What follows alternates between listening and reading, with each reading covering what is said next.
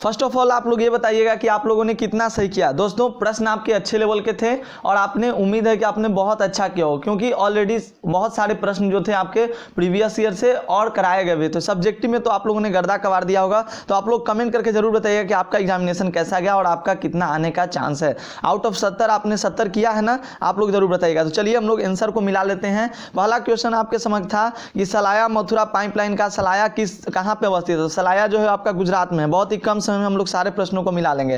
देखिए दूसरा जो प्रश्न आपका है कि बल्लमा काली नौका दौड़ संबंधित है, केरल से संबंधित है। दोस्त याद रखिएगा, आपने ऑप्शन ए किया होगा और जरूर बताइएगा कि आप लोगों ने कितना सही किया। थर्ड नंबर आपका प्रश्न था वेस्ट सेंट्रल रेल मंडल का मुख्यालय कहाँ है। तो आप लोगों को पता है जबलपुर है, वेस्ट सेंट्रल का जबलपुर। ऐसे मैंने प्रश्न आपको टेलीग्राम पे भेज भी दिया था समय से पहले, तो आप लोगों ने देखा भी होगा। आंसर भी मैंने टिक लगाकर आपको टेलीग्राम पे डाल दिया था। 4 नंबर आपका है भरमौर जनजातीय क्षेत्र अवस्थित है। भरमौर जनजातीय क्षेत्र कहाँ में अवस्थित है दोस्त? गद्दी से। किसका रिलेशन है? जो गद्दी से। अगला देखिएगा अलापुझा औद्योगिक केंद्र किस राज्य में है? तो 5 का आपका ऑप्शन डी हो जाएगा केरल में दोस्त। Kerala is the right answer. फिर अगला प्रश्न देखिए पायकारा जल विद्युत परियोजना है। तो पायकारा जल विद्युत परियोजना बहुत सिंपल सा प्रश्न था भाई, तमिलनाडु में। और बहुत ज्यादा प्रश्न आपके प्रीवियस ईयर से थे, मतलब प्रीवियस ईयर से तो कम ही थे, लेकिन आपके कराए हुए प्रश्न थे। तो आप लोगों ने, आई होप कि आप लोगों ने 35 तो जरूर सही करा होगा। 35 प्रश्न आसानी से बनने वाले थे भाई। हाँ कुछ नए प्रश्न हैं, लेकिन 35 प्रश्न आपको आसानी से बनेंगे। और आप लोग ये बताइएगा कि जो मैंने रात को सब्जेक्टिव कराया,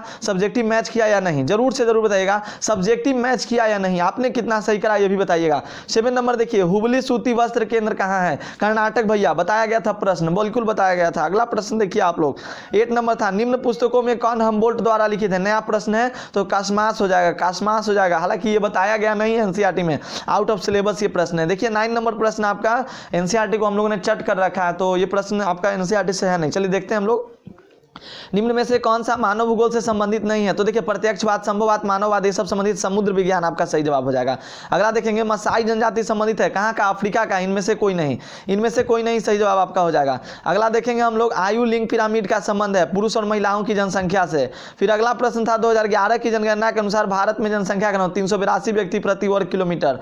सिंपल सा प्रश्न था। निम्नलिखित में मानव भूगोल सूचकांक संबंधित है किससे? महबूल हक से।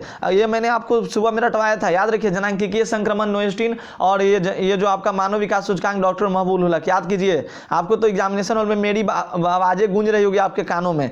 निम्नलिखित कौन जो है वो प्रगति को मापता है? किसमें प्रसन्नता को, प्रगति का मापन? भूटान देश को। भूटान देश को। ये एनसीईआरटी का प्रश्न है। भद्रावती का संबंध, ये भी एनसीईआरटी का प्रश्न है लॉ इस्पात से। हालांकि नया प्रश्न आपको लगा होगा, लेकिन ये प्रश्न एनसीईआरटी का है। किस पतन को स्वेज मार्ग का लाभ प्राप्त है? बताइएगा जरूर से जरूर, आप लोग जरूर से जरूर इसको बताइएगा। देखिए 17 नंबर निम्न नगरों में कौन गुजरात में अवस्थित नहीं है? तो 17 का याद रखिएगा, ऑप्शन भी आपका महाराष्ट्र। ये जो नासिक है वो महाराष्ट्र में है। फिर देखिए भारत में जल संसाधन से जुड़ी समस्या क्या है? सब समस्या भैया, भारत में समस्याओं की कमी नहीं है, इनमें से सभी।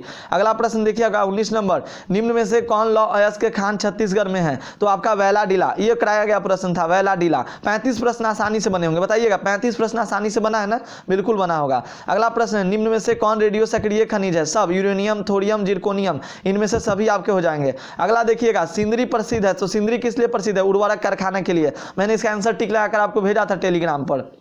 निम्न में से कौन भू निम्नीकरण का कारण है? तो सब, भू साक्षरता, मृदा अपरदन, जल जमाव, तो इनमें से सभी आपका।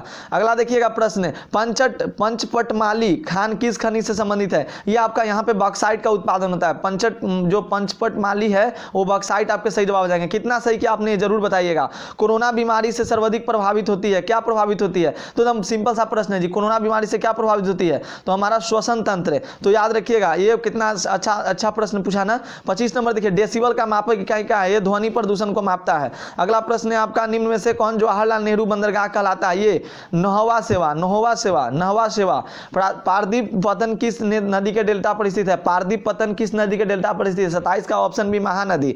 आपको कराया गया था सब्जेक्टिव प्रश्न, हम लोग का रात का जागा हुआ, मेहनत सफल हुआ दोस्त। सारे प्रश्न आपके मैच किए हैं। सब्जेक्टिव का तो टोटल मैच करा है और आपके ऑब्जेक्टिव में भी आपके 35 से ज्यादा क्वेश्चन मैच कर गए हैं। तो मैंने बोला था आपको ये 35 क्वेश्चन आप आसानी से टच करके आएंगे और आपने 35 क्वेश्चन क्वेश्चन को आसानी से टच किया। आई होप जरूर से जरूर चैट सेक्शन में लिखिए और कमेंट में भी बताइएगा, ताकि आपके पिछले साल के बच्चे और नए बच्चे आएंगे वो जान पाएंगे यहाँ पर लड़ता है या नहीं प्रश्न। अगला देखिएगा 28 नंबर, मुक्त आकाश नीति कब लागू की? बताइएगा आप लोग, मुक्त आकाश नीति निम्न में से कौन कालाहारी मरुस्थल की जनजाति है? तो बुशमैन। आपको यह भी प्रश्न आया कि बुशमैन क्या है, आपके प्रश्न है सब्जेक्टिव में। निम्न में से कौन एकल कृषि का उत्पादन? रोपण कृषि, ये सारा चीज एकल कृषि तो होता है। एकल मतलब जिसको एक बार ही खेती कर सकते हैं। तो रबर, केला, चाय, यानी इनमें से सभी आपका हो जाएगा। अगला देखेंगे हम लोग, निम्नलिखित में कौन रूस में अवस्थित है? तो तुला जो है आपका रूस में अवस्थित है। टोक्यो पता है हम लोग को कहाँ में अवस्थित है? शंघाई और एसेन ये सब पता है, एसेन जर्मनी में। तुला आपका सही जवाब, ऑप्शन बी। अगला प्रश्न आप लोग देखिएगा, एसेन कहाँ अवस्थित है? भैया जर्मनी में, कराया गया प्रश्न था। अगला प्रश्न देखिएगा, कौन पेशागत कॉलर का नहीं है? गुलाबी, टेलीग्राम पे डाला हुआ था। निम्न में से कौन पेशेवर सेवाओं से संबंधित है? सब सेवा प्रदान करता है। वकील भी होता है, पेशा है, नाई का भी पेशा है, धोबी का भी, इनमें से सभी आपका। अगला प्रश्न देखिएगा 35 नंबर, किस मार्ग का उपयोग अर्जेंटीना एवं यूरोप के बीच व्यापार के लिए होता है? आप लोग जरूर से जरूर इसका आंसर बताइएगा। और दोस्तों ये भी बताइएगा कि आपने कितना सही किया। आउट ऑफ इतने में से आपका कितना मार्क्स आ सकता है? आउट ऑफ 70 आपने कितना सही किया? 70 में 70 आपका आ सकता है या नहीं? जरूर से जरूर कमेंट सेक्शन में बताइएगा। और भी आप हमें PDF भेज दीजिए, ताकि मैं सारे क्वेश्चन का आपको आंसर शीट प्रोवाइड करा सकूँ। इतना क्वेश्चन मेरे पास ऑलरेडी था पहले से, मैंने इसका आंसर आपको करा दिया। और क्वेश्चंस भेज दीजिएगा, मैं सारे क्वेश्चंस का आपको सॉल्यूशन करा दूंगा। और इस वीडियो को अपने दोस्तों के साथ शेयर कीजिएगा और जरूर से जरूर बताइएगा कि आपके कितने सही। और आज हिस्ट्री की क्लास आपकी लगातार चलाई जाएगी, तो जरूर से जरूर हिस्ट्री की क्लास में जुड़िएगा। धन्यवाद।